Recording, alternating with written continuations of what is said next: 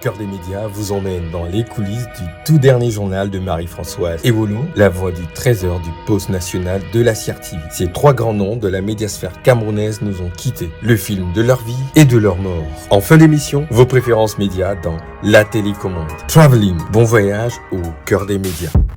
Traveling, bienvenue à bord. Votre premier voyage dans le monde des médias de cette saison 4 s'ouvre avec un hommage aux hommes des médias qui nous ont récemment quittés. Daouda Mouchangou, Serge Pout et Pierre Laverdure-Omban. Qui étaient-ils? Leur parcours, leur vie et leur mort comptés dans ce film hommage écrit par Alain Aguier-Sono avec à la caméra Joseph Boum, au montage Steve Tanier et Richard Bitete. J'ai toujours vu Serge Pout avec 2, 3, parfois 4 ouvrages dans ses mains. Dès sa vie des livres plein la tête, il a su respecter la ponctuation dans sa carrière inachevée. Oui, il lisait beaucoup. Feuilleté par la maladie, les pages de sa vie ont fini par s'envoler et mettre un point final. Sur sa chaude fréquence, l'autant d'un ultime édito et la bibliothèque s'est brûlée sans roulement de tambour. Hélas, hélas. Au moment où le jour chasse la nuit, le lundi 29 septembre 2025, Serge Pout s'est éteint comme le voyant on air des studios qu'il a tant écumé. Départ vers la gloire éternelle du vaillant héros en Christ. Au générique de cette série noire, Pierre Laverdure-Omban. Il y a eu ce malaise, ça s'est passé autour de, je crois, 15, 16 heures par là. Et à 18 heures, il n'était plus de ce monde. Il était dans le cortège du candidat Tiroma pour en assurer la couverture médiatique. Malaise vers Méganga, coma vers 15h, conduit au CHR de Ngaoundéré. Il est déclaré mort à 19h. Dimanche 21 septembre 2025, clap de fin pour le pionnier Daouda Mouchangou. De ses fils avec qui que je vois assez régulièrement sur Yaoundé, qui m'appelle pour me dire, écoute, ton parrain il est parti. Nous avons été émus par vos témoignages de soutien et vos gestes de compassion suite à la disparition de Nji Daouda Mouchangou. C'est le carnet noir de la médiasphère. Traveling rend hommage aux disparus.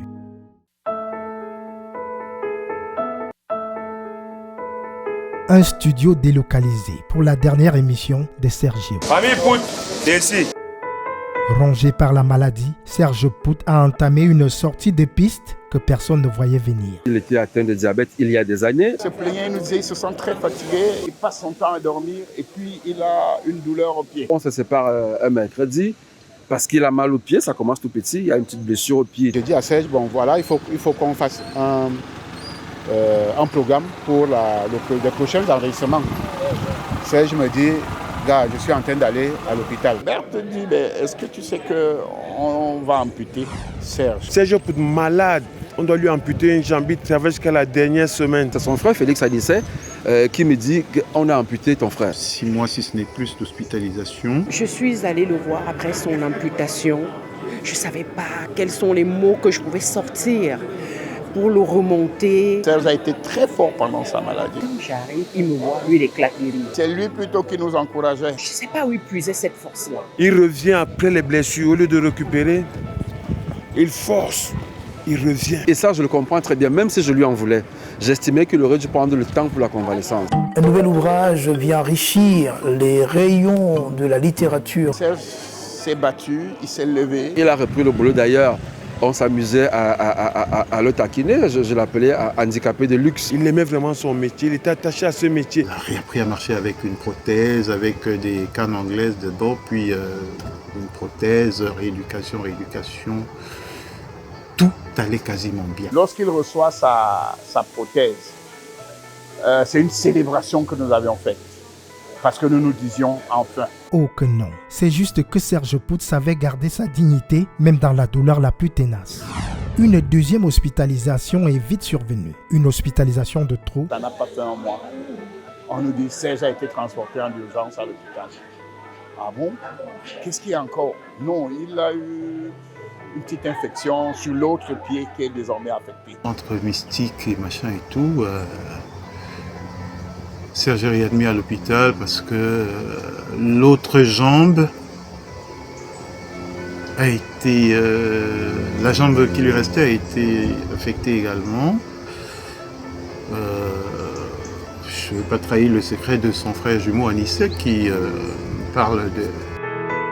Il a eu une griffure, on parle d'une souris, je ne sais pas.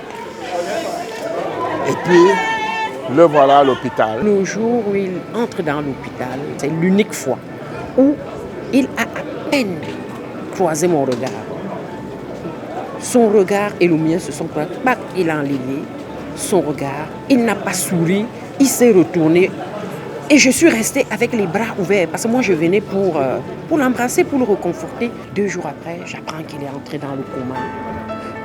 En une semaine, sa santé se dégrade, mais alors... Et puis quand il ressort du coma, je lui fais un message WhatsApp où je lui dis « Florinège de Nike ». Il n'a pas réagi jusqu'à ce qu'il parte. Donc, excusez-moi, c'est compliqué. Hélas, la grande faucheuse avait décidé de lui remettre son billet aller simple vers un monde meilleur. Tôt le matin de ce lundi-là, on nous envoie un message pour lui. Il a lâché. Hélas. Hélas. Dans le forum général de la maison pour laquelle on est tous employés. Et je vois écrit Serge Pout. Non, enfin je me dis, non, ça ne peut pas être ça. On est surpris que lundi matin, on nous dise que Serge est parti. Environ de 5h30, 6h moins. Quand je vois l'appel, pour me dire que Sergio n'est plus Roger, Sergio n'est plus ton frère est parti. Très difficile.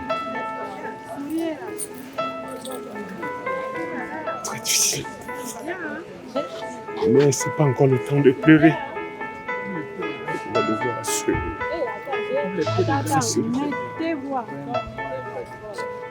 C'est très difficile.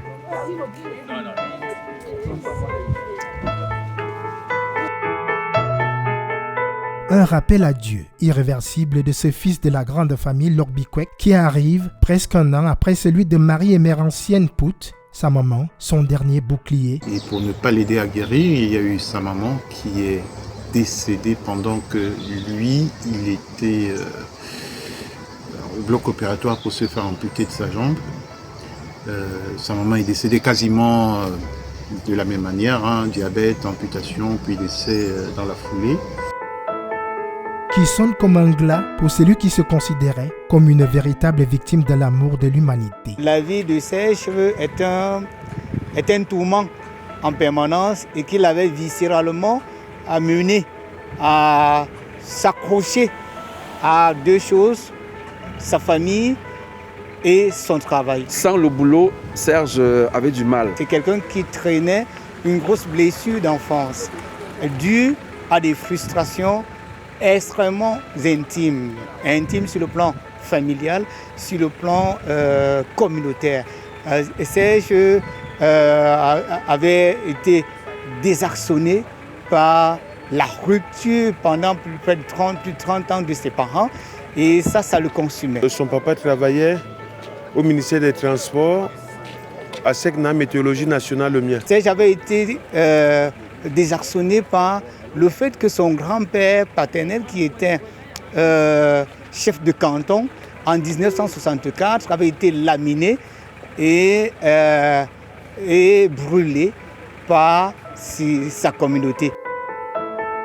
Déstabilisé sur le plan affectif, tourmenté sur le plan psychologique, sur ces questions qui lui étaient intimes et auxquelles il n'avait pas de réponse, Serge Pout s'était accroché à l'espoir avant de finir par tourner en rond. Le dernier échange, justement, c'était « Martial, je dois trouver une formule pour comprendre ». Des frustrations, des blessures inguérissables qui ont fait de la vie de Serge Pout une vie de combat dont l'exutoire était, à coup sûr, son talent indéniable. Un érudit, un passionné salué à sa juste valeur. Les grandes voix ne meurent pas, elles changent simplement de fréquence. Chapeau bas au grand journaliste qui a s'aimé. Merci maestro, que de bons souvenirs. C'était quelqu'un d'une grande érudition. Avec sa jambe amputée après la rééducation à Etou-Kébé, il est revenu immédiatement. Il vivait pour son travail. Voici la chronique de Serge Pout. Une situation donnée. C'est grâce à l'accident de Pout que le directeur général va se sentir poussé à créer une rampe pour faire entrer les handicapés à la CRT. Ça n'avait jamais existé. Serge, c'était un amour. Amour pour les humains, amour pour le travail. Bien fait. Il est arrivé le premier. Ça dit, tu arrives à 6h, Serge est déjà là. Tu te demandes, lui, il est arrivé à quelle heure? Tu repars dans les 21h, Serge est encore là. Quelqu'un qui m'a beaucoup poussé. C'était quelqu'un vraiment de spécial, qui même dans sa maladie, apprend que quelqu'un d'autre est malade ou s'en va en retraite, lui sort l'argent, il donne. Alors c'est lui qu'on doit soutenir. De la cour de récréation de l'école de Souari à Garoua, en passant par les bancs du rigoureux Sacré-Cœur de Newbel, le CAS de Bonandoumbe, le collège Intec, le lycée de Newbel. Mais nous allons nous retrouver à l'école, au lycée de Newbel, où il était un formidable littéraire. Depuis Newbel, depuis le lycée, depuis tout petit, il a cette passion pour le journalisme, les championnats de vacances. Nous nous sommes retrouvés également en train de reporter les matchs pendant les périodes estivales. Puis, l'université de Yaoundé, Serge Pout s'est constitué une matière grise. Nous sommes à l'université en 1990. Nous allons y passer une très bonne période. Serge Pout est le présentateur parce que dès qu'il arrive à l'université, on le copte comme l'impresario du Yaoundé Université Music qu'on appelait Youm. Son éclosion va se faire début des années 90. Les crochets radiophoniques à la radio, poste à la station provinciale de CRTV au littoral. Nous allons nous retrouver comme collaborateurs extérieurs à la CRTV. C'est depuis les berges du Vouri que le paysage audiovisuel camerounais va faire la connaissance du trublion Serge Pout, aimanté par la Suelaba FM 105. Nous avons bossé sans matricule pendant de longues dates. 14 ans pour Pout, 10 ans pour moi. Opérateur extérieur à la CRTV, il a été pendant très très longtemps, en guettant toujours l'opportunité qui lui permettrait de rentrer pleinement dans la maison. Nous avons vraiment souffert. Je vais vous faire grâce de toutes les frustrations qu'on a quand on est collaborateur extérieur dans une grosse maison comme la CRTV. Nous n'avions rien, nous n'avions pas de salaire, mais nous aimions le métier. Il fallait parcourir de longues distances à pied pour venir faire cela.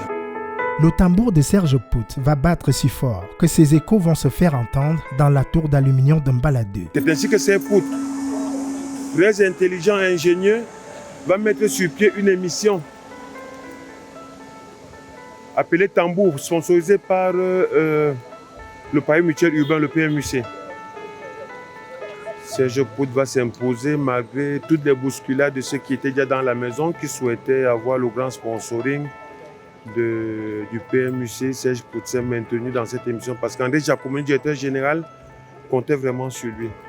Et Serge Pout qui aimait également la chose culturelle, trouvait les musiciens qu'il fallait au PMUC pour pouvoir faire l'âge écho du pari mutuel urbain. Et le déclic s'est fait grâce à l'une de ses passions pour le livre. Le professeur Gervais Mendozé, directeur général de la CRTV, a commis un ouvrage. Le professeur Mendozé commet un ouvrage et organise la dédicace de son œuvre, à l'occasion de laquelle il faut quelqu'un pour lui faire une note de lecture. De toutes ces têtes bien faites de la CRTV, il n'y a pas un qui prend le risque, et Serge Pout saisit justement l'occasion de se dire je vais y aller. Il fait la note de lecture, époustouflante prestation lors de la dédicace de l'ouvrage, et c'est le déclic. Et le 5 mai 2003, après tant d'années de galère et de passion, il est enfin recruté à la CRTV. Un chef de chaîne qu'on appelle Gidin Eban, qui nous appelle pour nous dire que nous avons été recrutés enfin. Moi, 10 ans après, Serge Pout 14 ans après, nous nous retrouvons, on doit partir sur Yaoundé, il nous donne 20 000 francs chacun. Et il dit qu'on doit se retrouver à la direction générale très tôt le matin pour signer nos contrats. J'ai fondu en larmes, Serge tout silencieux, est resté sans mot dire. Nous sommes partis de Yaoundé à 3 h le matin pour arriver à Yaoundé aux environs de 7 h, 8 h. Nous sommes allés rencontrer Mme Ongba qui était chef de service du personnel. C'est Bertrand Pout, Cyril Bojiko et moi. Elle nous dit, le premier à signer le contrat sera votre chef. Nous avons hésité et au bout d'un certain temps, j'ai dit non, c'est juste toi qui signes le premier. C'est Pout signe, il a le matricule 1190 2003. Je signe le deuxième, j'ai le matricule 1191-2003. Siri Bojiko signe le troisième, 1192-2003. Il y a eu Tambour, mais il y a eu aussi Show de fréquence. Il y a eu Poala FM à Bafoussam. J'ai été affecté à Bafoussam en 2005 et c'est là-bas, à Poala FM, que j'ai fait la rencontre de beaucoup de jeunes. Il y a eu CRTV Bolova. Il est revenu à Douala, là où tout avait commencé pour occuper le poste de chef de chaîne à la FM 105. J'ai animé des émissions de rap depuis Douala, depuis les années 90. Il est propulsé à la tête de la chaîne urbaine FM 105 à Douala, où il reste quelques années. Puis la grande aventure yaoundéenne. Pourquoi vous mettez ça au fronton de l'ouvrage? Cultureux, invétéré, bibliophile patenté, Serge Pout s'est illustré avec les émissions Bibliothèque ou Ponctuation. Personne n'a jamais su que Serge était malade parce que l'émission a continué à tourner sans problème, parce qu'on avait des émissions en boîte. On avait une centaine, près de 40 émissions en boîte qui ont pu couvrir la période de maladie de Serge.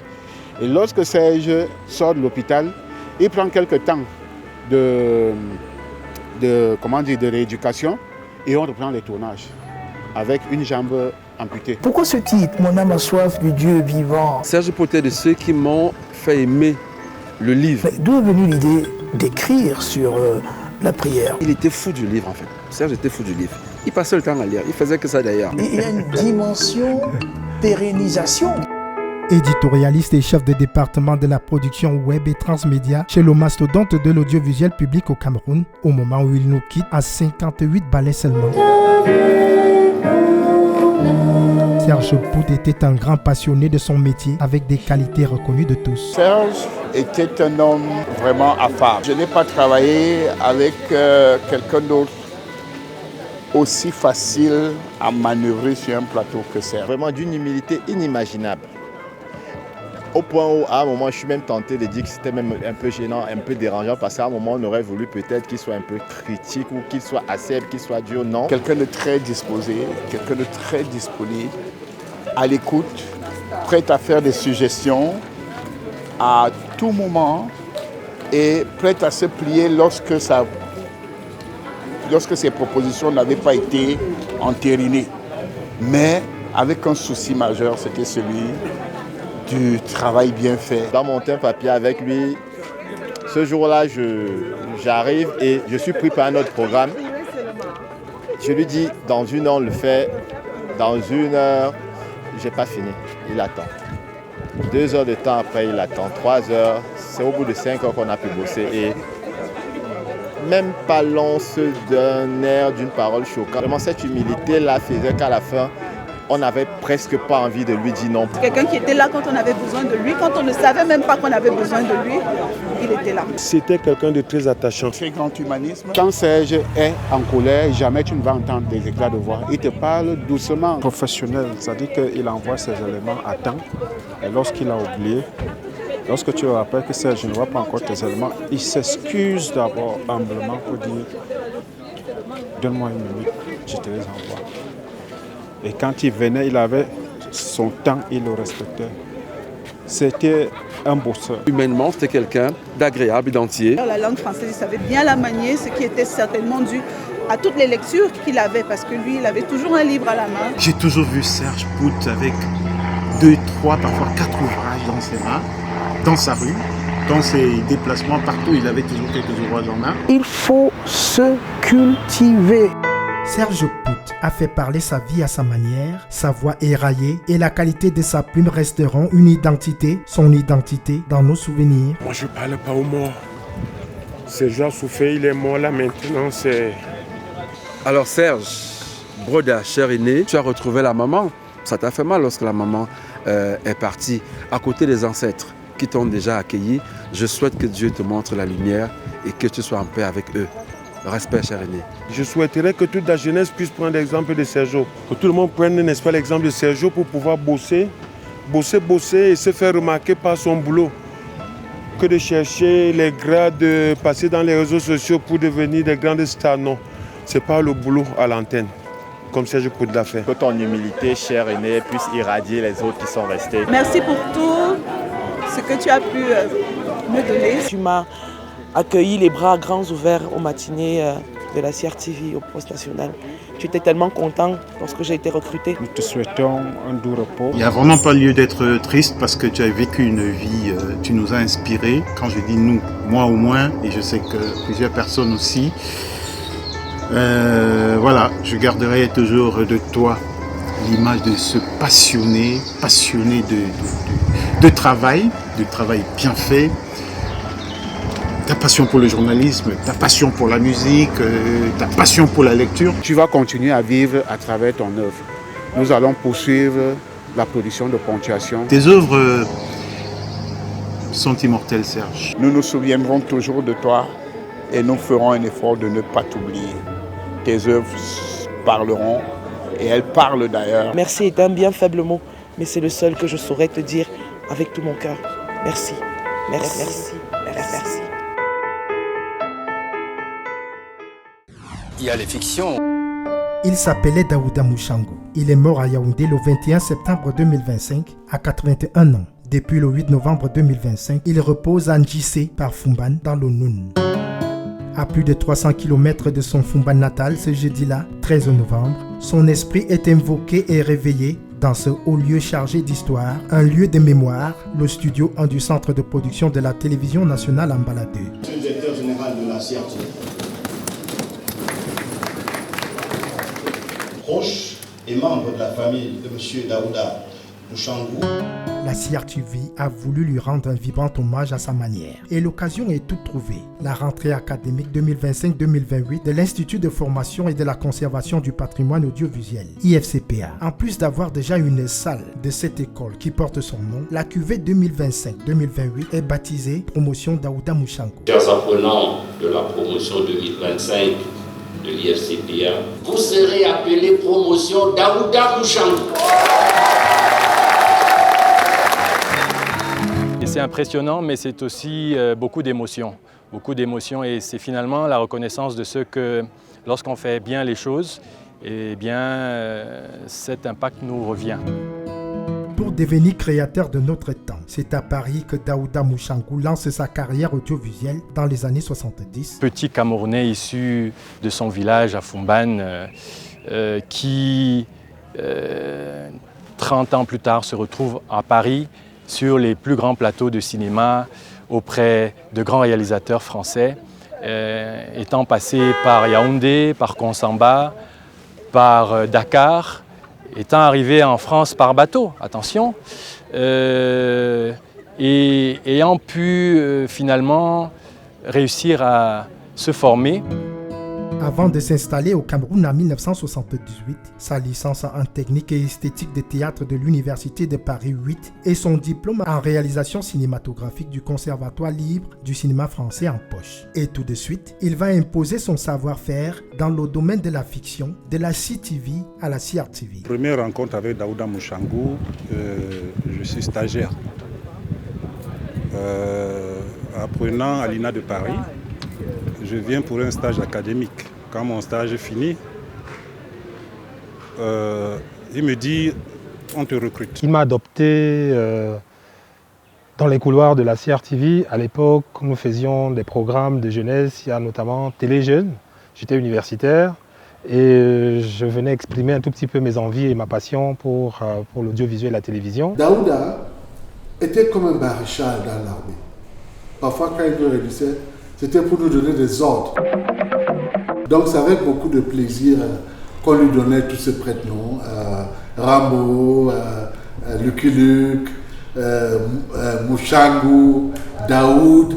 Il avait tellement de noms. Mais au fond, en fait, c'est notre patron que nous avons trouvé dès notre arrivée à la CRTV aux alentours des années 88. Tout de suite, la manière dont il m'a tenu la main et puis l'épaule, ça m'a donné de croire que j'étais quelqu'un d'important. Daouda Mouchangou était quelqu'un qui ne travaillait qu'avec les travailleurs. On a bavé, mais on a aussi beaucoup appris. Nous avons trouvé ces messieurs qui, dès le départ, nous paraissaient un peu austères de par ses méthodes, mais au fond, tellement jovial.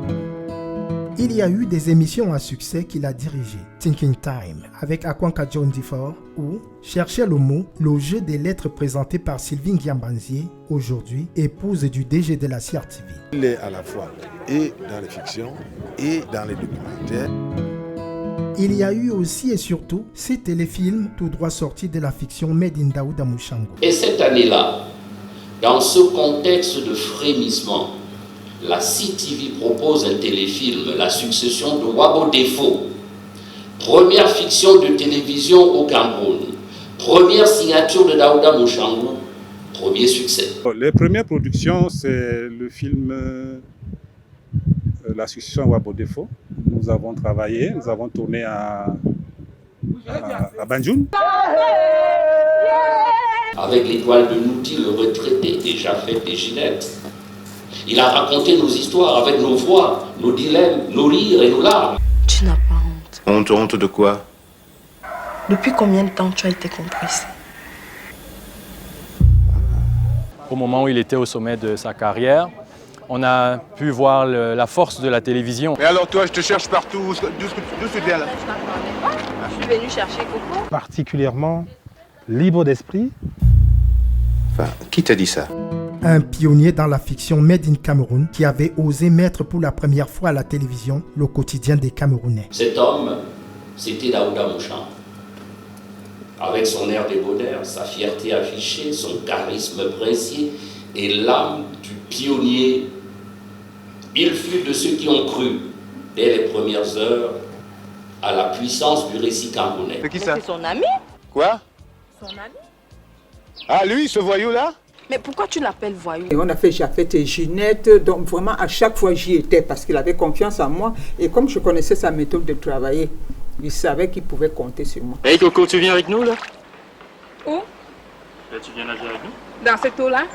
Elle est toute souillée. Daouda était l'un de ces piliers qui à chaque fois donnait à voir à la télévision nationale. Tu réfléchis comme une gamine qui vient d'avoir son certif. Tu n'as pas le droit de me parler comme ça, sale macho! J'ai joué avec lui dans L'étoile de Noudi, j'ai joué dans Le Retraité. Ce qui me fait plaisir, c'est que jusqu'aujourd'hui, les téléspectateurs demandent ces deux films. Je ne peux pas garder indéfiniment, éternellement mon frère. Ça veut mettre à l'aise ses collaborateurs. Il était très ouvert, il était comme un père et nous étions toujours, il avait toujours des bonbons qu'il donnait quand il était content. Il devait donner un bonbon. Biscuit, c'était ça l'homme. Je regarde ce que j'ai fait, je me demande comment il a fait pour sortir ça de mes tripes. Faut pas traiter des gens de voyous comme ça. Tu es un voyou? Ah. Il est venu à la maison, il s'est comporté comme un voyou, non? Mais il y a certaines choses que je n'admets pas. On l'appelait Maréchal, on l'appelait Lucky Luke, parce que Daouda Mouchango, c'était du sérieux. On l'a appelé Lucky Luke, on l'a appelé le Maréchal. Moi, je l'appelais Monsieur le Président. C'est quelqu'un qui n'était pas enfermé dans les normes. En effet, il a saisi les opportunités de son temps, avec exigence et rigueur, avec entêtement et ferveur. Plus de 30 ans plus tard, après qu'il n'ait plus été actif au sein de la télévision nationale, son nom retentit toujours. Tour à tour, directeur de la production, directeur des programmes et inspecteur des programmes jusqu'à sa retraite, Daouda Mouchango a imposé une reconnaissance au métier de l'audiovisuel en présidant au conseil d'administration de la société civile des arts audiovisuels et photographiques. Une autre vie dans le domaine du droit d'auteur, puisqu'il a passé une dizaine d'années comme président du conseil d'administration d'une société de droit d'auteur dédiée aux arts justement audiovisuels et photographiques. Messieurs, si je ne me retenais pas, je vous cassais la figure. Non, Franck. Non, pas ça. L'humilité et le travail et la patience. Daouda était ce monsieur tellement humble que vous ne pouviez pas savoir qui il était. C'était un psychologue qui comprenait le comportement. Daouda criait beaucoup. Ginette! Mais qu'est-ce que tu fous là? La passion et de l'engagement qui ne l'ont jamais quitté. Et c'est cette passion et surtout cet engagement qui lui permettent aujourd'hui de bénéficier d'un hommage exceptionnel comme celui-ci. Après 2 heures d'intense émotion, un pack de souvenirs, un bouquet hommage à une légende qui a écrit les plus belles pages de notre télévision. Mais ces dernières années, c'était quand même des années de combat contre la maladie. Il continuait de se montrer costaud alors que physiquement il faiblissait. Ben oui, il a été alors très longtemps malade. Sa respiration qui était pénible. Il s'est brillamment battu pendant une demi-dizaine d'années. Il a longtemps, mais alors très douloureusement souffert pendant sa toute dernière année. Il sortait déjà très peu. Il l'accueillait par contre chez lui. Je viens le voir. Il était fatigué, je le vois, il me voit. Il m'a reconnu. Il me dit, tu es rentré de Fumban? Je dis oui. Je dis, grand. Il me regarde, mais vraiment,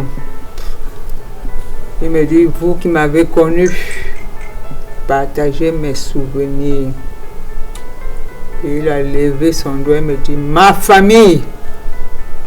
Je lui dis, pourquoi tu me dis ça, grand? On me dit, écoute, ton président, il est assez souffrant, il lutte, il est à l'hôpital, mais on va attendre qu'il sorte de là. J'ai attendu 2 jours, j'ai attendu 3 jours. Pourquoi tu me dis ça? Il s'est retourné. À peu près 6 jours, et il n'est plus sorti.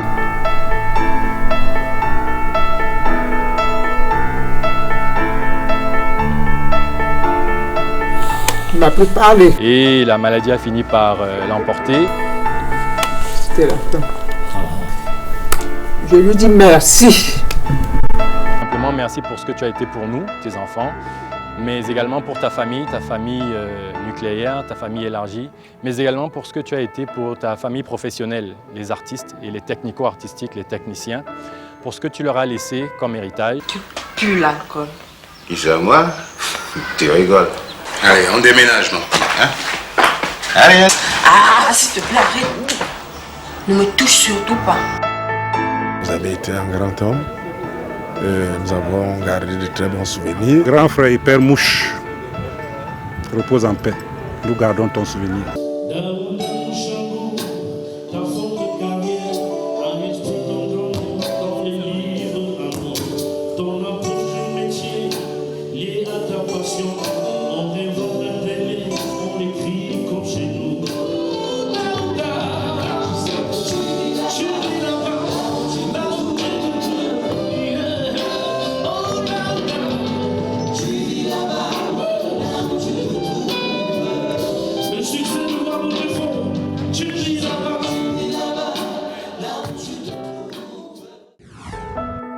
Décédé le même jour que Daouda Mouchangu, inhumé le même jour que Serge Pout, la terre de Ondjak, par Ndikinimiki village, dans le Mbami-Nubu, s'est définitivement refermée sur le journaliste Pierre Laverdure Mbang le 8 novembre 2025. Ami et ancien collègue à Equinox Télévision, Marcelin Gansop nous rapporte les clichés des faits marquants d'un au revoir sur les terres d'un confrère. J'ai vu une forte mobilisation, pas seulement de sa famille nucléaire, mais aussi de sa famille professionnelle. On avait beaucoup de journalistes qui sont déplacés pour venir témoigner à la famille tout l'attachement et l'affection qu'on avait pour Laverdure. Je dois dire que pour la première fois, j'ai vu des obsèques où les témoignages ont fait plus d'1 heure. On a eu du mal à stopper les uns et les autres parce que les gens avaient tellement à dire sur Laverdure, notamment nous qui étions avec lui au contact. J'ai vu maman très affligée, très touchée lors des obsèques dans son village à Ndikinimiki où j'étais. Dimanche 21 septembre 2025, alors qu'il est en mission pour couvrir les meetings du candidat à la présidentielle de 2025, Issa Chiroma Bakari. Le président pour le Front national du salut du Cameroun, candidat à l'élection présidentielle de 2025, a entrepris ici une tournée de mobilisation dans cette vaste région frontalière. Sa vie va basculer en quelques minutes entre Meiganga et Ngaoundéré. La suite, c'est un communiqué de Galaxy TV qui informe le public que Pierre Laverdure Mbang est décédé des suites d'un arrêt cardiaque, confirmant les conclusions du centre hospitalier régional d'Ngaoundéré. Il était dans le cortège du candidat Chiroma pour en assurer la couverture médiatique. Malaise vers Meiganga, coma vers 15h, conduit au CHR de Ngaoundéré. Il est déclaré mort à 19h. Il suivait les candidats qui faisaient la tournée dans le Grand Nord. Et c'est lors justement de l'une de ces tournées, notamment celle de Issa Chiroma Bakari, qu'il a eu ce malaise. Ça s'est passé autour de, je crois, 15h, 16h par là. Et à 18h, il n'était plus de ce monde. Ça allait tellement vite que nous n'avons pas cru. Quand j'ai vu le message de WhatsApp, je suis allé sur son WhatsApp pour essayer de faire un message et voir s'il va réagir. Et je vois qu'il était connecté à 15h15. Et la nouvelle tombe dans les 16h. En fait, je vais dire, la nouvelle tombe plus tard, mais je vois qu'à 15h15, il était connecté. Donc j'ai écrit, j'ai dit allô, pour voir s'il y aura une réaction. Je vois qu'il n'y a pas de réaction. Il dit cette affaire commence à être un peu, 1 heure passe, 2 heures passe, et puis la rumeur s'amplifie, et ce qui était une rumeur devient une réalité. Une réalité qui a laissé les familles nucléaires et professionnelles du journaliste meurtries. 1 mois plus tôt, c'est son papa qui quittait ce monde. Mort subitement, 13 jours seulement après avoir été porté à la tête de Galaxy TV, le président directeur général de Galaxy Media Group rend hommage à son collaborateur avec des mots forts. Fraîchement nommé directeur général de Galaxy TV, Pierre Laverdure Omban augurait pour nous le début d'une nouvelle ère d'expansion et de développement de notre identité médiatique. Tombé sur le champ d'honneur en plein exercice de son métier, il n'aura malheureusement pas eu le temps d'imprimer sa marque à la jeune histoire de notre média. Issu d'une famille polygamique, Pierre Laverdure Omban est présenté comme une personne socialement bien par ceux qui l'ont côtoyé. Je connais Pierre Laverdure Omban depuis la tendre enfance parce que nous avons eu la chance d'habiter le même quartier. Donc nous avons pratiquement, je vais dire, grandi ensemble. Il aimait surtout dire la vérité. C'était pas le genre de gars que tu peux manipuler en pensant qu'il va te laisser faire, même si tu es son ami. Nous l'appelions, s'appelait Michou. Il n'aimait pas qu'on l'appelle par ce nom en dehors de sa famille. Je l'ai connu pendant que nous étions tous étudiants. Lui, il était à Scientour, moi j'étais à l'école nationale supérieure des travaux publics. Je l'ai connu sur les bancs de la classe de 3e. Nous étions des camarades, d'autant plus que nous habitions le même quartier. Un gars qui avait le goût de l'effort, il était un gars assez cultivé. Il avait toujours à dire dans n'importe quel sujet. Un peu vantard pour certains quand on devient adolescent et qu'on se sent un peu beau, disons ça, parce que c'est un gars qui aimait ce qui est beau, ce qui est chic. Donc il y avait ce petit truc-là qu'il avait en plus. C'est quelqu'un qui aimait apporter de la bonne humeur partout où il était. C'est quelqu'un d'assez sympathique. Et c'est quelqu'un qui connaissait entretenir les relations amicales. Mais c'était aussi quelqu'un, quand il se fâchait, d'une certaine manière, il ne pardonnait pas très vite. Il aimait un peu la grandiloquence. Il aimait toujours les grandes choses, la grandiloquence. C'était un peu ça son petit défaut. C'est une pépite que nous avons perdue. C'était un garçon brillant. Mort à 46 ans seulement, Pierre Laverdure Omban a été formé à l'Institut Scientour Supérieur avant de lancer d'ailleurs sa carrière dans la radio du groupe universitaire Radio Tiémini Scientour. Il va slalomer par la suite le paysage audiovisuel camerounais de cette Coupe d'Afrique des Nations 34e édition révélé par Equinox Télévision où il se découvre une plume engagée. Pierre Laverdure était quelqu'un qui rêvait d'un Cameroun nouveau. Il a contribué à lancer For You Radio à Douala avant de mettre le cap sur Garoua pour un premier passage à Galaxy TV entre 2017 et 2019. On a travaillé pendant longtemps à Equinox. C'est vrai, il était à Douala, j'étais à Yaoundé, mais l'amitié qu'on avait construite pendant qu'il était encore à Scientour par exemple, avant de nous retrouver à Equinox, m'avait quand même permis de voir que c'était quelqu'un d'agréable, qui aimait ce qu'il faisait. Et je crois que c'est la raison pour laquelle, malgré les difficultés qu'il a eues à un moment donné, il a toujours su rebondir. Vous voyez qu'il est allé à Galaxy, il a posé les fondamentaux, les bases de cette chaîne de télévision, de ce groupe de médias. Et il est revenu après comme directeur général. Cela montre que c'était quelqu'un qui savait vraiment se donner au travail et qui savait aussi attendre son temps et son heure. C'est bien dommage qu'il n'ait pas pu toujours avoir ce dont il méritait. Pour le cas de Galaxy, par exemple, vous êtes nommé DG, vous n'avez même pas le temps de prendre fonction. Que la mort vous arrache aussi brutalement, ça fait mal quand même. Quand il était à LTM, franchement, nous avons une collaboration très profonde. En 2019, Pierre Laverdure Omban va s'accorder une parenthèse dans les médias pour rejoindre la régionale d'épargne et de crédit où il a occupé le poste de directeur adjoint du département marketing et commercial en charge de la communication et des relations publiques. En 2022, il revient à Equinox Télévision qu'il va quitter une nouvelle fois le 4 août 2025. Il avait dû être à Equinox une première fois, après il est parti. Il est revenu à la maison et j'ai bien vu qu'il écrivait beaucoup sur la Nouvelle Expression qui fait partie de notre groupe de médias et il encadrait beaucoup de jeunes. Donc tout cela montre que c'était quelqu'un qui était ouvert. Nommé directeur général à Galaxy TV en septembre 2025, Pierre Laverdure Omban n'aura plus le temps de résoudre les chantiers qui l'attendaient dans la télévision de Garoua. Il n'aura plus le temps de convoler en juste noces. Il m'en avait parlé en début d'année qu'il pensait véritablement devenir responsable. Malheureusement, la mort l'a emporté alors qu'il était en train de se préparer à faire comme nous, à se mettre la bague au doigt. La mort n'a pas permis cela et c'est bien dommage. J'imagine dans quel état se trouve cette fiancée avec qui le bonheur s'annonçait, les beaux jours. Il n'aura plus le temps de rien parce qu'il est parti trop tôt. Tara, tu es parti, tu nous as surpris tous. Pour nous, tu n'es pas mort, la verdure. Tu es juste parti pour un temps et tu resteras jamais gravé dans nos mémoires. Que la terre de Kinemiki que tu aimais tant, qui va se recouvrir sur toi, te soit légère. Elle avait dû vraiment... Une petite séparation, bien que triste et bien que difficile. L'avait dû, tu nous manqueras. Pierre Dodin Kani Ombang, son véritable nom à l'état civil, alias La Verdure, s'est fait un jeune loup aux dents bien longues dans le journalisme au Cameroun. Malheureusement ou heureusement, c'est au panthéon médiatique camerounais qu'il rejoint la meute à jamais.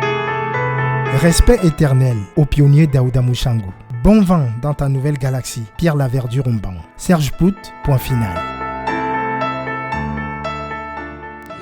Reposez en paix, grands hommes de la télé. Celle qui arrive est une grande femme de la radio au Cameroun. Elle est récemment partie en retraite en laissant une marque, une signature, une empreinte, son empreinte, à la présentation du journal radio de la chaîne nationale du Cameroun, la CRTV. En exclusivité, les coulisses de son dernier journal, mais encore ses confidences, ses confessions, sa vie professionnelle et privée. Marie-Françoise Ewolo of Air. C'est le titre de ce document exceptionnel que signent Alain Aguier-Sono, Joseph Boum, Steve Tanier et Richard Bidité.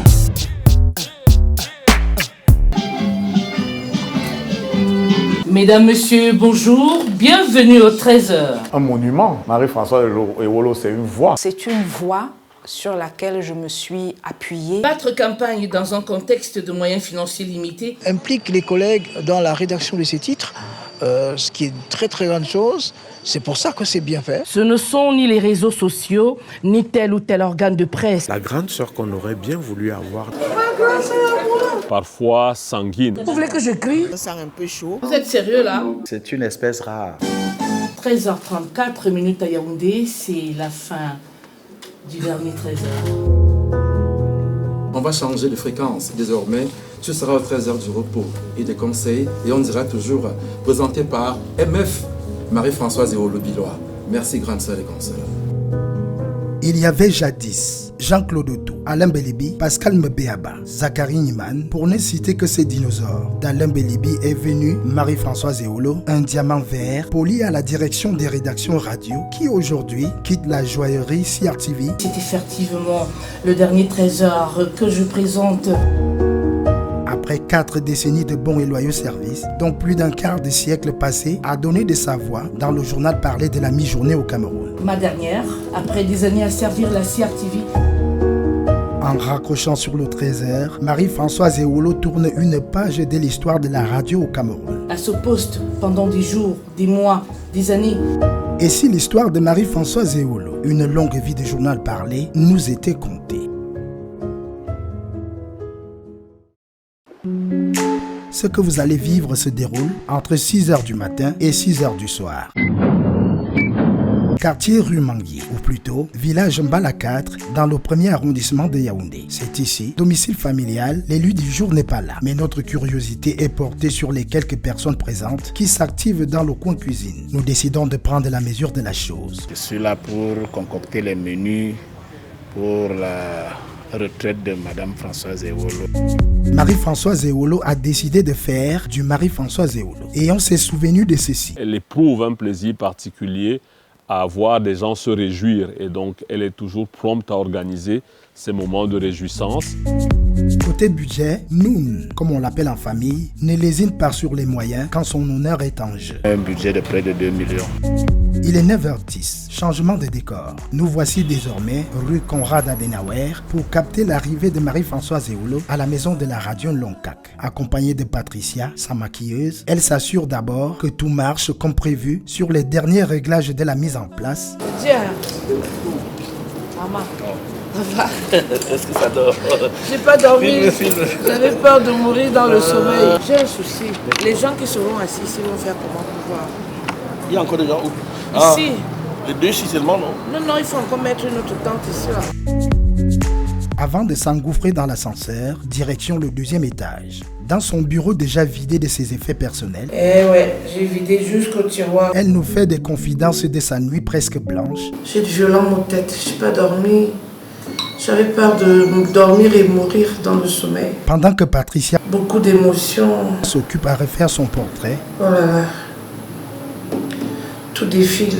J'ai pensé à tous mes confrères qui sont morts, qui n'ont pas eu la chance de vivre leur retraite. à coups de crayon, de poudre et autres gadgets de beauté magique. Hier, le directeur général me disait, faut pas pleurer. Au rythme des appels incessants qu'elle reçoit, J'ai besoin de 2 tentes encore. Vous pouvez quand même un peu habiller les poteaux là. Bonjour, maman. Bonjour, puce, ça va? Marie-François, je serai là. Ok. Bon, je sais pas exactement qui m'appelle. Il est très convaincu que je sais que c'est lui. après une bonne demi-heure passée à se rendre coquette, Il faut qu'on aille à Manguier, que j'aille m'incliner sur la tombe des parents.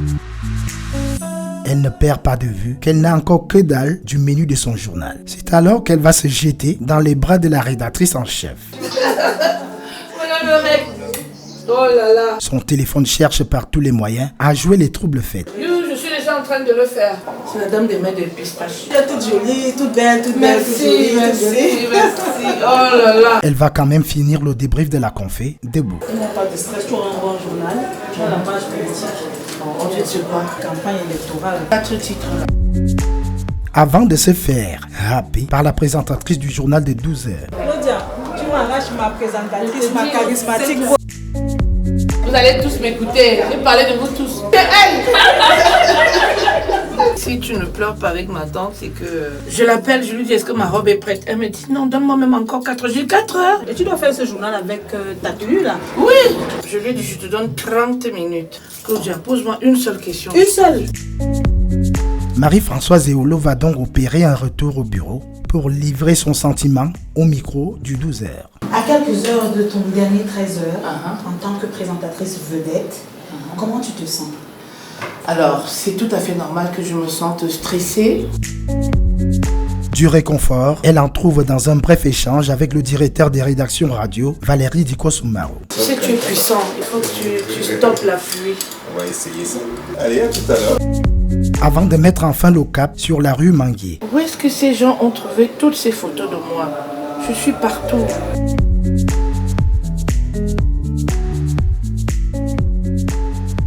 Escale au domicile familial où elle espère grignoter quelque chose. On lui fait comprendre que toute la nourriture a été acheminée. Elle se rend chez sa sœur cadette. Je sais pas, toute la vie sera à la radio. Ne nous mets pas. Tu mets ce que tu veux. Puis, quelques mètres plus loin, Marie-Françoise Eolo va se recueillir sur la tombe de ses parents. Elle y tenait.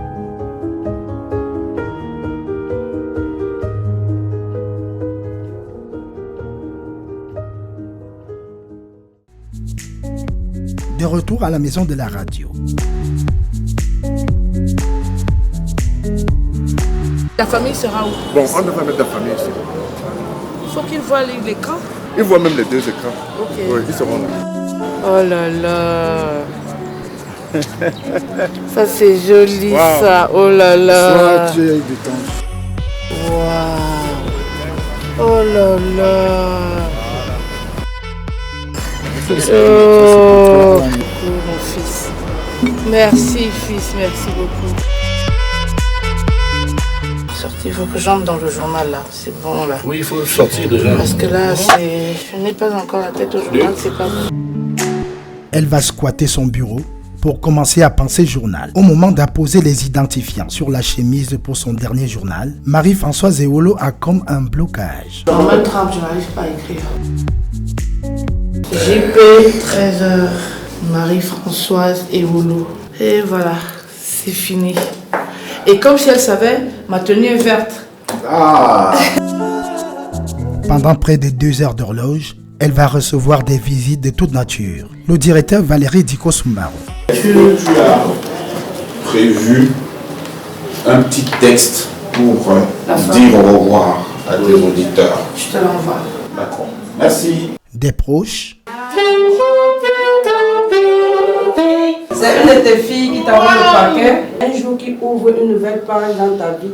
Car la retraite est une renaissance. Et cette renaissance, je me ferai le plaisir de la partager avec toi sous la protection du Seigneur. La super boss, Madeleine Sopikota, la copine de toujours. Fais mon étouré ou pas? Regarde, comment tu as su?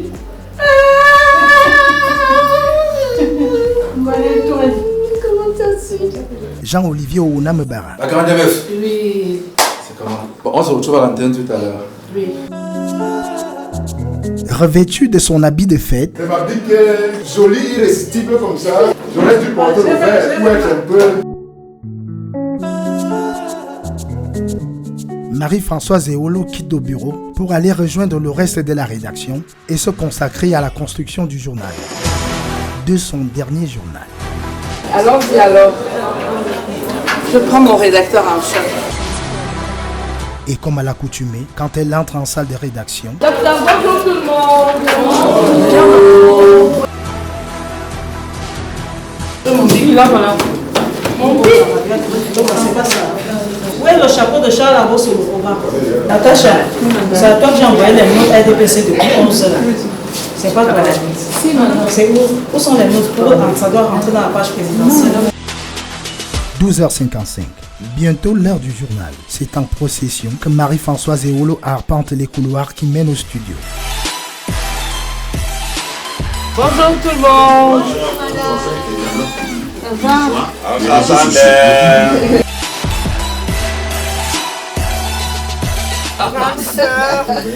C'est avec les larmes aux yeux. 12h59. Le moment est solennel dans un studio 106, bondé. Un soupir.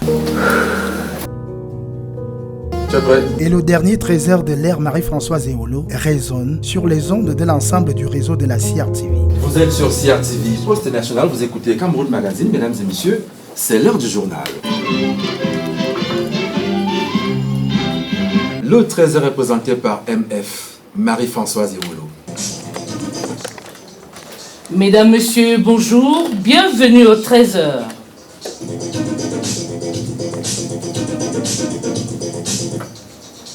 Financement de la présidentielle, les lois serrent la ceinture et les partis politiques comptent leurs centimes. Un dernier tour de piste agrémenté de la lecture des chapeaux, du lancement des papiers. Et Rabia, tu passes à quel moment? Elle est déjà là. Les moyens financiers sont l'honneur de la guerre. Oui. Dans cette quête nationale d'équité et d'accompagnement des candidats ou des partis politiques, Rabia Toufoudaoutou. Du réajustement de l'ordre de passage en synergie avec la réalisation via l'intercom. Après, c'est qui? Une autre RDPC. Vous êtes sérieux là? Dans une ambiance au parfum d'émotion et de professionnalisme. Maintenant, c'est qui? On a donc fait le constat quoi?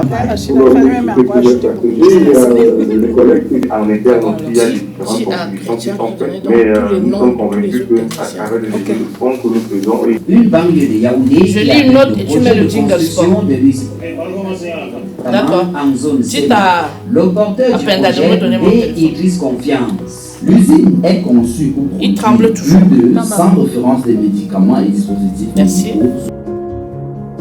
34 minutes ont suffi à Marie-Françoise Eolo de faire entendre sa voix une dernière fois au cœur de la nation avant d'acter la séparation avec le trésor qu'elle laisse à Karine Larissa Ngono qui présentait il y a quelques mois encore le 17-18. 13h34 minutes à Yaoundé, c'est la fin du dernier trésor. Et voilà pour le bouquet final de cette belle carrière. Bon vent à vous, mesdames, messieurs. C'était le trésor en tout point spécial de Marie-Françoise Eolo, le dernier pour cette édition spéciale sur la CRTV.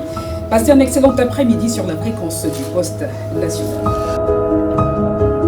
Un dernier journal rempli d'émotions après plus d'un quart de siècle à servir au banquet de l'info à l'heure du déjeuner au Cameroun. C'est une page qui se tourne, une page écrite avec rigueur et passion et surtout avec du cœur, Marie-Françoise. On va changer de fréquence. Désormais, tu seras aux 13h du repos et des conseils et on dira toujours présenté par MF Marie-Françoise Eolo-Billois.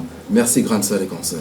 Et donc, ma dernière, après des années à servir la CRTV, je suis appelée par la grâce de Dieu à diriger mon dernier souffle ailleurs et surtout à me reposer. Votre amour, votre constant soutien ont été ma plus grande chance. Sans vous, je n'aurais pas été moi. C'était Marie-Françoise Eolo. C'est triomphalement que Marie-Françoise Eolo quitte le studio.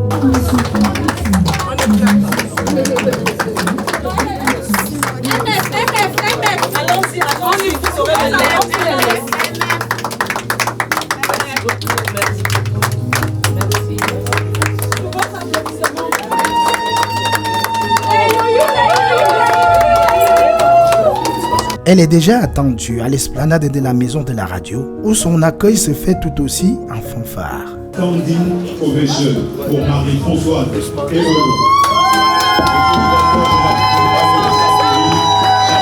Qui s'en va accueillir les nouveaux jours.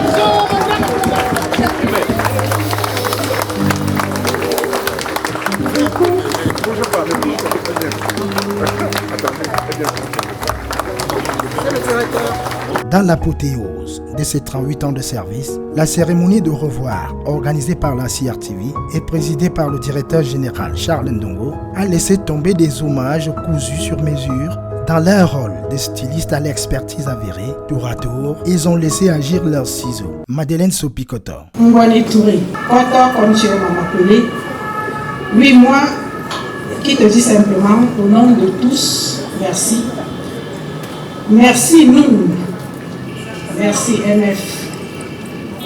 Merci pour ces moments de partage. Nathan Ziwajita.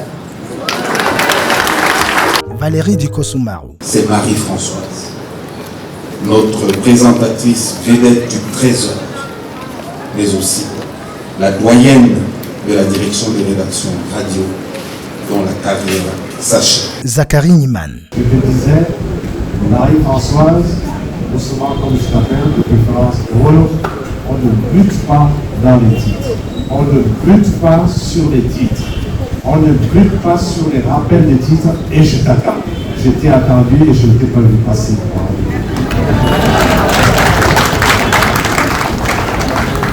Daniel Anissé-Noah. Croqueuse de vie, dit-on. Raréfie tes sorties. Et ils ne sont jamais plus qu'au jour rare. Flamboyante. Exactement comme tu l'es ce jour. Toujours sapé comme jamais. Car les diamants sont éternels. Charles Ndongo. Elle a accepté de nous offrir un dernier tour de piste, car il y a bien une vie après la radio. Profites-en. Prends soin de toi, Marie-Françoise. Talentueuse, MF l'est. Elle le restera. C'est pour ça que sa sortie de la CRTV constitue une transition pour d'autres choses. Ça valait bien une danse, Lombale Touré.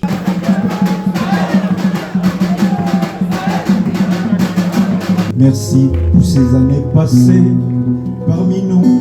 Merci. Une cérémonie de départ à la retraite XXL à laquelle prenaient part ministres, DG, personnalités.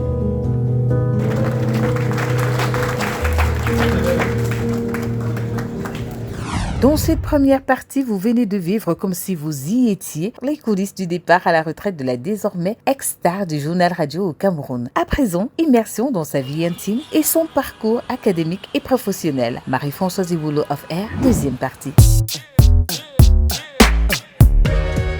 Pour comprendre comment tout a commencé, un mois plus tôt, c'est dans ce cadre que nous sommes allés rencontrer Marie-Françoise Eolo. Elle s'est confiée comme jamais. Clap de début.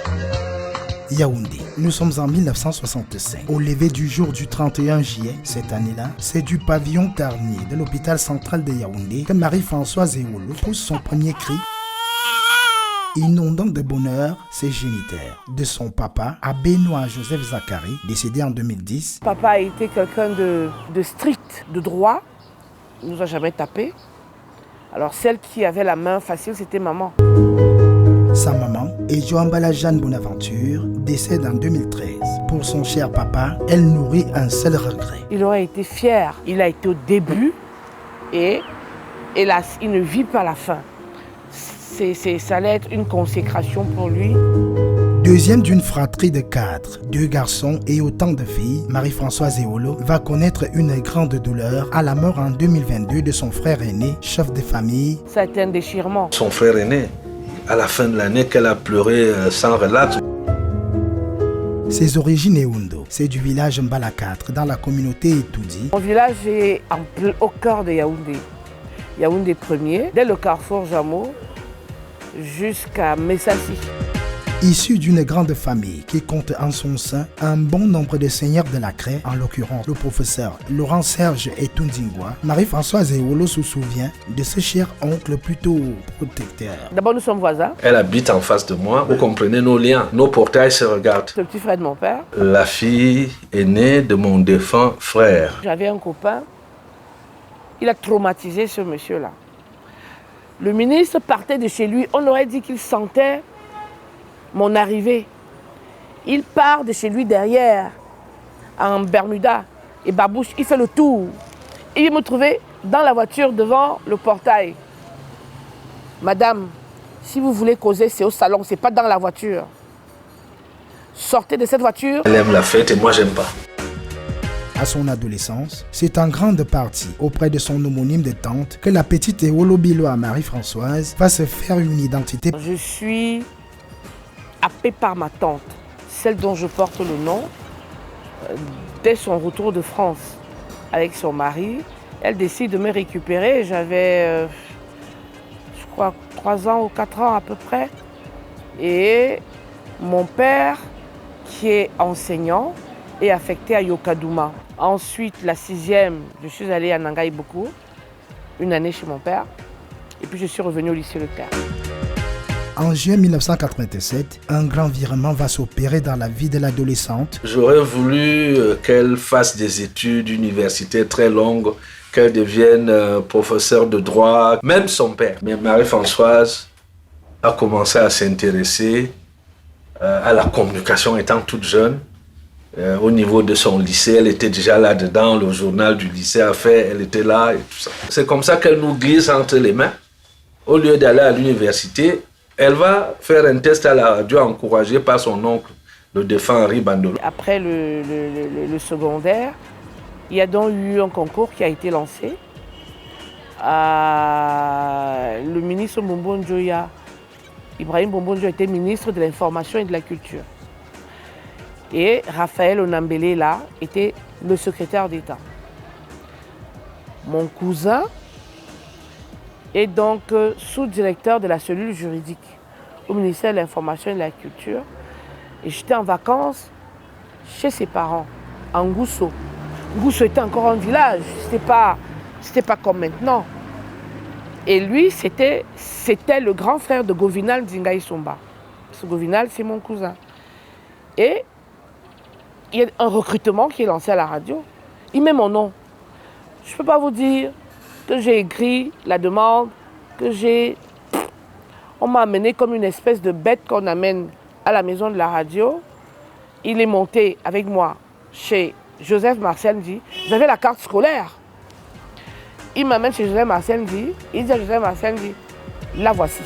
C'est ainsi que la rencontre fortuite entre Marie-Françoise Eolo et Alain Belibi va se faire. Alors j'étais là, je tremblais, j'étais debout devant Joseph Marcel Ndi, qui lui aussi prend le téléphone.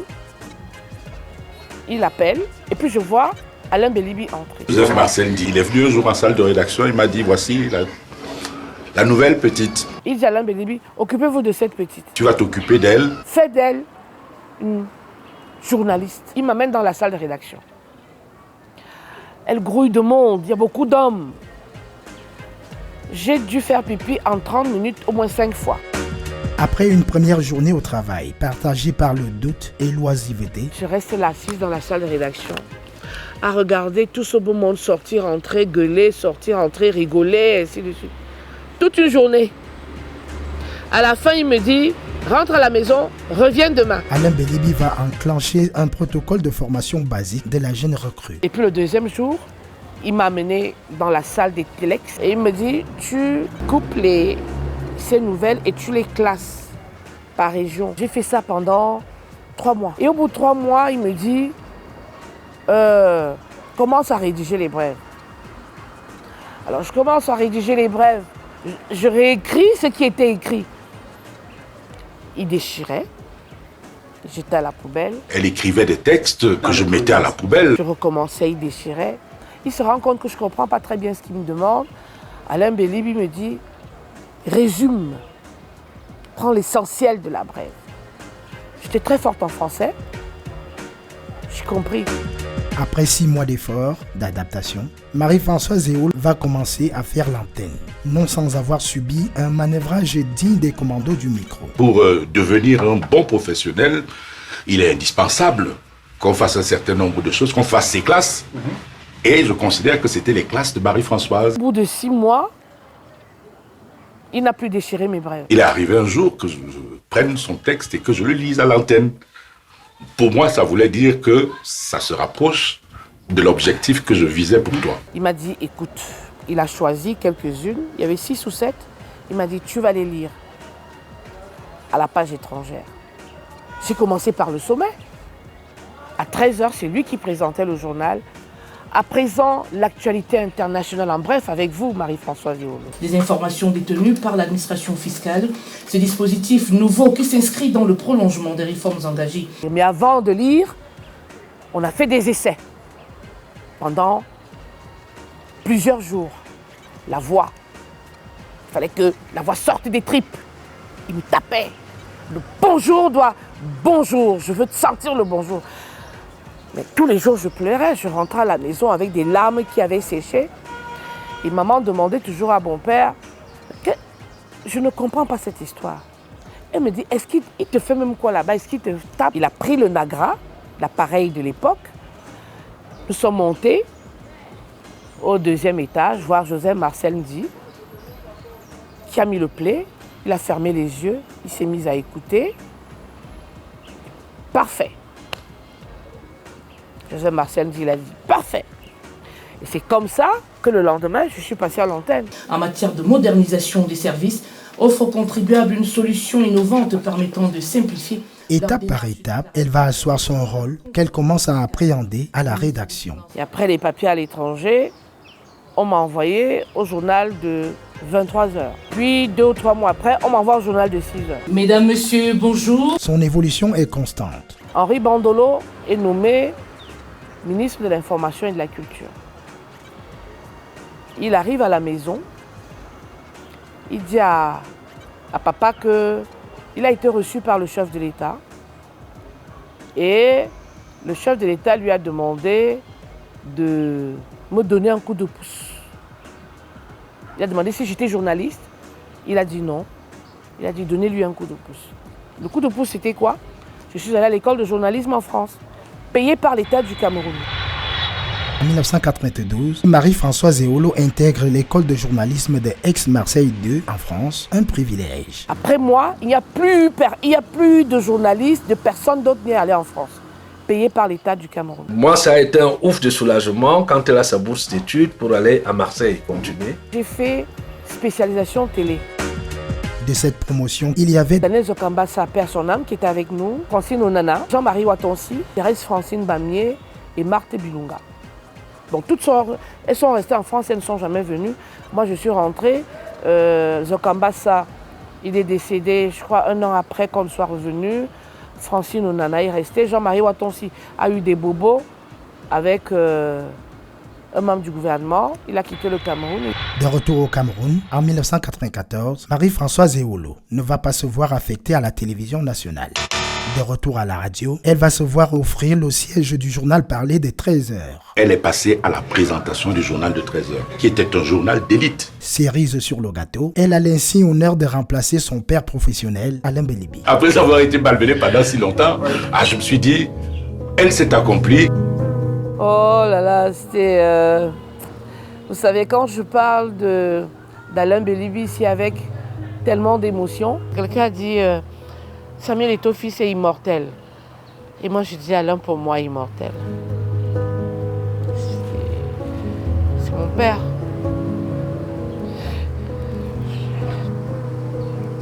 J'ai rien à lui donner. Le directeur général c'est pareil. J'ai rien à leur donner. J'ai rien. Juste l'amour que je leur porte. Ils ont fait de moi ce que je suis. Directeur général, vous ne pouvez pas imaginer. Mesdames et messieurs, bonjour, bienvenue au 13h. Mesdames, messieurs, bonjour, bienvenue au 13h. Dès sa titularisation au 13h, Marie-Françoise Ewolo se souvient de sa première comme le journal le plus long de sa vie. Je tremblais parce que lui, Alain, mon père, était assis à côté de moi. À chaque fois que je lisais la brève, je le regardais, il ne voulait pas que je le regarde. Il m'a dit félicitations à la fin, découverte de transpiration. À l'époque, on est déjà très épaté de trouver une grande sœur, un peu plus grande que nous, mais pas de loin, qui officie déjà au journal de 13 heures. J'ai la seule femme, quand j'arrive, Anne-Marthe Voto passe 2 ou 3 mois avec moi et elle va à l'école de journalisme en France. Bien, j'étais plus leur petite sœur qu'autre chose. Et ils étaient très jaloux de voir quelqu'un déboucher, débarquer à la radio et me parler. Ah non, non, non, non, non. Pierre Kouemo a souffert. Il était président de la FECABOX et ses bureaux étaient juste en face de la maison de la radio. Et on le chassait tout le temps. Est-ce que c'est pour ça que je suis célibataire? J'en sais rien. Des qualités qui lui ont octroyé un siège à la table des apôtres de l'info, il y a inévitablement sa voix. C'est une voix super radiophonique. Présenter le journal de 13 heures à la CRTV à l'époque n'était pas une mince affaire, c'est qu'on lui reconnaissait certainement des aptitudes au-delà de sa voix. Marie-Françoise Ewolo, à mon sens, a ce que je nomme avec mes mots le charisme vocal. Il y a des voix qui, dès les premières notes, attirent l'attention, captivent l'intérêt et plaisent. Peu importe ce qu'elle dit. Je joue avec ma voix. 530 milliards de francs CFA, c'est le coût total à terme. Quand on a ce timbre vocal-là, quand on a ce registre de langue et qu'on a la culture qui est la sienne, évidemment, on est largement au-dessus du lot. Un monument. Marie-Françoise Ewolo, c'est une voix. Sans forcément faire beaucoup de bruit. Plus d'un quart de siècle à la tête du 13h, forcément, il y a eu du positif à ressasser et du négatif à relever. La salle de rédaction est vide. Il n'y a personne. À l'époque, même ceux qui ne travaillaient pas venaient. La salle était pleine. Elle grouillait de monde. Et dans tout ce brouhaha, tu préparais le journal. Il y a 13h moins 5, tu descendais à l'antenne. Tout le monde t'accompagnait à l'antenne. Aujourd'hui, tu ne peux plus dire à un journaliste, parce qu'il a fait un papier à 13h, tu lui demandes de faire le même papier à 23h ou à 20h. Ah non, non, non, non, non. Il ne le fait pas. Il estime qu'il a... Ça suffit, il a travaillé, c'est bon. Ce manque d'humilité, tout le monde sait. Je ne peux pas dire à quelqu'un, non, c'est pas ça. Non, ils savent. La jeune génération, excusez-moi, il y a ce manque de vouloir apprendre. Il y a cette âme-là que je n'ai plus retrouvée. Tout est froid, il n'y a pas de chaleur, il y a beaucoup d'indifférence. Vous en avez qui blague. On lui donne un papier, il ne fait pas. Pourquoi tu n'as pas fait? Mais je pouvais distribuer des gifles tous les jours à tout le monde. Qu'est-ce que c'est que cette façon de faire? Une autre façon de faire dont la pilule était tout aussi amère, c'est la série de suspensions d'antenne dont Marie-Françoise Ewolo a fait l'objet. Michel Njokabanda, rédacteur en chef, arrive, 12h30, je suis en train de préparer le journal de 13h. Madame Ewolo, le directeur général me charge de vous dire que vous êtes suspendu d'antenne jusqu'à nouvel avis. Je vous prie de remettre la chemise à monsieur Célestin Boten. Je reçois un hypercute. Et dit comme ça, c'est humiliant, c'est dur, sans état d'âme. Est-ce qu'il m'aurait appelé dans son bureau et me dire ça? J'aurais préféré ça. Mais devant tout le monde, devant les stagiaires de l'ESTIC qui étaient là, pas une fois, pas deux fois, j'ai été suspendu d'antenne. J'ai jamais cherché à savoir pourquoi je suis suspendu d'antenne. Mais encore... Jean Atangana, qui est rédacteur en chef chargé des magazines, me dit, bon écoute, on ne veut plus t'entendre au journal. Je te donne 20 minutes de dossier. Tu me feras un dossier dans dimanche midi de 20 minutes tous les dimanches. Manque de peau pour moi. J'avais déjà fait le premier dossier, manque de peau pour moi. Le professeur Mendozé est assis dans sa voiture avec le directeur général actuel, Charles Ndongo. Il m'entend. Il dit à Charles Ndongo, n'est-ce pas, j'ai dit que je ne veux plus l'entendre. Il convoque Jean Atangana après dimanche midi. J'ai dit que je ne veux plus l'entendre. Alors il lui a passé un savon pas possible. Jean est sorti de là complètement défait. Il me dit, le directeur général dit qu'il ne veut même plus t'entendre. Désorientée par les vents contraires de la planète du trésor, c'est par un coup de baguette magique que Marie-Françoise Ewolo va quitter le Cameroun. Elle est nommée premier secrétaire chargé de la communication à l'ambassade du Cameroun en Belgique par un décret du président de la République. Le chef de l'État me nomme en Belgique, je suis suspendu d'antenne. Et le professeur Javel Mendozé n'est pas là. Il est en France pour les histoires de satellites et tout ça là, il n'est pas là. C'est son secrétariat qui lui dit qu'il y a eu des nominations. Le chef de l'État a nommé des responsables dans les centres de communication, dans les ambassades. Il apprend étant à l'étranger. Le 12 septembre 2017, un nouveau décret du président Paul Biya met fin à sa parenthèse diplomatique. Marie-Françoise Ewolo rentre donc au ministère de la Communication. C'est alors qu'un jour, au cours d'une rencontre avec le désormais directeur général Charles Ndongo, elle reprend le fauteuil du trésor et de quelle manière? Quand je suis revenu, le directeur général me rencontre aux obsèques de Eto Gaïli, le premier directeur général de la CRTV. Et il envoie m'appeler. Il me dit, passe me voir au bureau lundi. Entre-temps, j'ai repris le service au ministère de la Communication. Il me dit, il faut que tu me reprennes le 13h. Et en une journée, il a écrit au ministre. Issa Chiroma. Issa Chiroma a répondu. Avec avis favorable, il a réécrit. Bref, toujours est-il que quand je suis sortie de son bureau, j'étais présentatrice vedette, nommée présentatrice vedette du Trésor, grand reporter, parce qu'il y avait un conseil d'administration qui a suivi, et j'ai été installée. Pour moi, c'était une décision judicieuse. Au moment où elle revient, il y a effectivement un vide. Lorsqu'elle était en Belgique, il n'arrêtait pas de dire que le Trésor a perdu son âme. On a ressenti l'arrivée de Marie-Françoise Ewolo, on a ressenti sa patte, on a ressenti son charisme, on a ressenti son volume. C'était une fierté. Tout le monde était arrimé à 13h pour entendre cette voix. Mesdames, Messieurs, bonjour, bienvenue au 13h. Bon gré, mal gré, le retour de Marie-Françoise Ewolo n'est pas vu d'un bon œil par plusieurs de ses collègues à la rédaction. Je sais que ça n'a pas fait plaisir à certaines personnes qui auraient pu prendre ombrage de son volume. Il y a même eu des secousses. J'arrive dans une salle de rédaction où la moyenne d'âge est de 35 ans. Ce sont mes enfants. Alors je leur dis, vous savez, je ne suis pas venue prendre la place de quelqu'un. Je suis venue pour travailler, pour présenter le journal avec vous tous, que nous formions une sacrée équipe pour le 13h. Je ne suis pas là pour gérer les états d'âme. Encore que les états d'âme, je sais les gérer. Quelquefois, il y avait des problèmes. En salle de rédaction, dans les couloirs, comme en studio, on se souviendra encore pendant longtemps de ses coups de gueule. C'est même comment? Elle a peut-être un sang un peu chaud. Très facile à exaspérer. Vous voulez que je crie? Crier, bon, c'est sans conséquence. Hein. C'est vraiment, je veux qu'ils apprennent. Peut-être que c'est la mauvaise façon. Je crie peut-être à 13h moins le quart, parce qu'il y a déjà la pression. L'équipe de la Commission nationale, CONAC, Bassam fait exactement CONAC. Si elle vous a fait une remarque une fois, deux fois, il faut vous attendre à la troisième incartade à ce qu'elle se montre particulièrement ferme. Je ne vais pas me prendre un chapeau avec toutes les fautes. Tu recopies les fautes. Mais après, je ne savais même pas que j'ai grondé. Parfois sanguine. Je dis, vous ne faites que copier là, vous copiez même quoi depuis, je ne comprends pas. Je sais que j'ai souvent choqué. Il n'est pas prêt, il n'est pas prêt. Mes coups de gueule, c'était juste pour booster. Nous sommes quelquefois chamaillés, comme dans toutes les familles. Ah, MF, comme on l'appelle, n'est pas toujours facile, moi non plus d'ailleurs.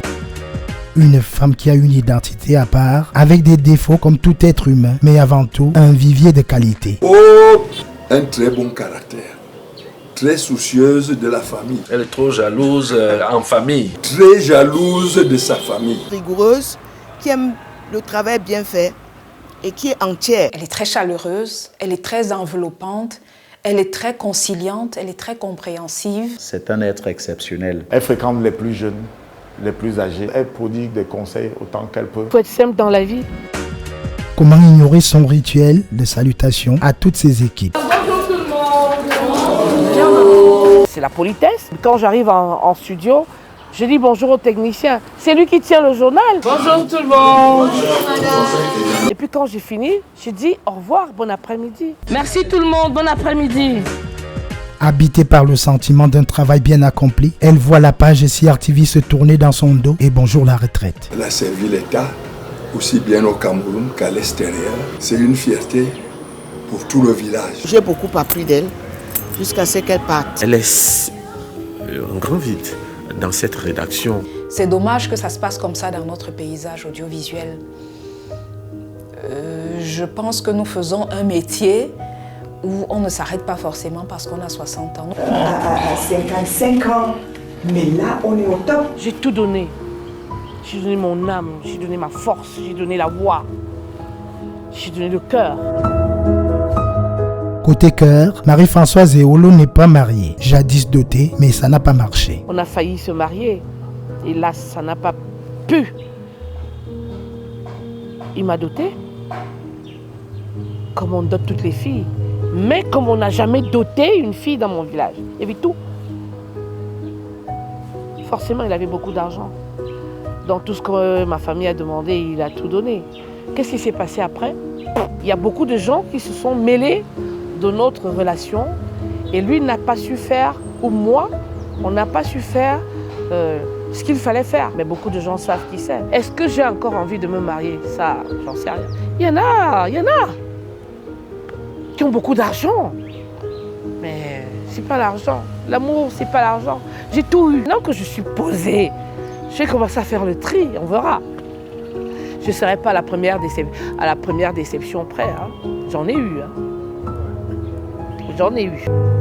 Et pour ce faire, Marie-Françoise Eolo a une devise qui la caractérise. Loyauté, sincérité, amour. Son amour, c'est aussi et surtout ses 2 enfants et 4 petits-enfants. Je suis leur père, je suis leur mère. Mon fils est né, il travaille dans le nucléaire en France. Il y a un qui a perdu son père et un autre dont le père est médecin à Douala. Un très grand médecin. Nous lui soumettons au jeu un nom, un commentaire. La fan de l'OM, l'Olympique de Marseille, qui adore les parfums, est allée droit au but dans ses réponses. CRTV. La CRTV, c'est ma vie. Canal 2 International. C'est la 2e chaîne qui gère l'information comme j'aurais aimé qu'on la gère à la CRTV. Ils sortent de l'institutionnel. On a essayé. Mais nous, on veut faire ça. Mais l'institutionnel, non. Il faut couvrir les séminaires présidés par les membres du gouvernement, par les directeurs généraux, par-ci, par-ça. Vous êtes obligé donc de faire l'institutionnel. Pourtant, on peut sortir de ce canal. Canal 2 le fait de manière géniale, magnifique. Mais sur le plan professionnel, il y a beaucoup de lacunes. Vision 4 Télévision. Ils essayent. Mais il leur manque des signatures. Ils en ont quelques-unes, 1 ou 2 ou 3, pas plus. Il leur manque des signatures. Mais ils ont des jeunes qui font du bon travail. Et puis, ces histoires de débat du dimanche, ça plombe le journalisme. Info TV. C'est une télévision jeune qui a de l'avenir, qui fait de belles choses. Donnons-leur le temps. Equinox Télévision. Equinox, en dehors du journal, je ne regarde pas beaucoup leurs émissions. Mutation. Ça, c'est le journal, qui, après c'est écrit, hein, qui restera. Le Jour. Contrairement à Mutation, le Jour est agressif. Très agressif. Paul Biya. D'abord, c'est mon petit-fils. Mon fils, sa maman était étourdie. Maurice Kamto. Je ne sais pas comment le situer. Est-ce qu'il est vrai ou il n'est pas vrai? Mais en tant que professeur qui donne le savoir, qui apprend, il est parmi les meilleurs. Moi, je pense qu'il aurait dû rester là-bas que de faire la politique. Marie-Françoise Ewolo prend un nouveau quotidien, la retraite, et un autre chemin, celui du plein repos. Hello, coucou, grande sœur. Marie-Françoise Ewolo, ma petite sœur chérie. Marie-Françoise. Suite Big. Tu restes assez forte pour pouvoir te réinventer professionnellement. J'espère que ce n'est qu'un départ de la CRTV et que tu continueras à exister en tant que producteur de contenu. Nous aurons plus de temps à te voir pour que tu continues, comme par le passé, à t'occuper des affaires du village. Bon vent. Merci pour tout ce que tu nous as donné. Merci pour tout ce que tu nous as appris. J'ai beaucoup appris de toi. Je me suis beaucoup appuyée sur toi. Et si tu n'es plus au 13h, je sais que tu es toujours dans ma vie. J'ai ton numéro de téléphone. Donc je ne verse pas une larme. Allez, bisous, Noun. Je te fais une bise. Je te souhaite une belle retraite. Merci pour tout. Je vous aime. Peut-être que tu auras besoin d'une cure de désintoxication du journalisme que tu as pratiqué pendant de trop longues années, mais va faire des choses qui te plaisent, voyage, danse, chante.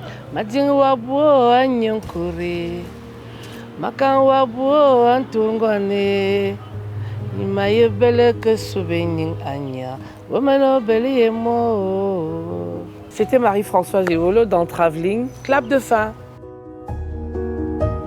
Marie-Françoise Ewolo, Off Air. Bonne retraite, Marie-Françoise Ewolo. Pour cette nouvelle saison, cette rubrique n'a pas pris sa retraite. Vos préférences médias, c'est la télécommande.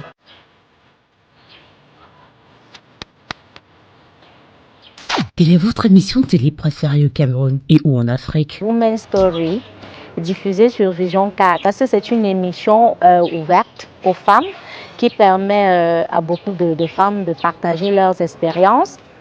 Oh là là! Quelle est votre émission radio préférée au Cameroun ou en Afrique? Malheureusement, je ne suis pas trop émission radio. Je regarde beaucoup plus la télévision. J'écoutais Au cœur de la nuit de M. François Bingono. Votre journal préféré au Cameroun et ou en Afrique? Cameroun Tribune. Alors que l'information est relayée ou publiée par Cameroun Tribune, on a l'assurance et on est convaincu que l'information est crédible. Votre site web préféré? Je n'ai pas un site web particulier. Je consulte les sites web quand le besoin se présente. Votre homme de médias préféré au Cameroun et ou en Afrique? La journaliste Ataba Diné Ouba, présentatrice du journal de 20h30 sur la CRTV. Imitez votre homme de médias préféré. Mesdames et messieurs, bonsoir et bienvenue dans cette 11e édition du journal du 20h30 sur la CRTV. Au programme... Attendez, je ne me suis pas préparée. Mesdames et messieurs, bonsoir et bienvenue dans cette édition du journal ce soir. C'est fini. Stop.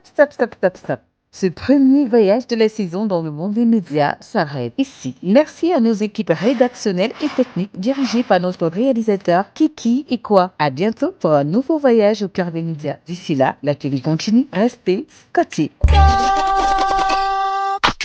C'est fini. Oh, l'émission est finie, ouais.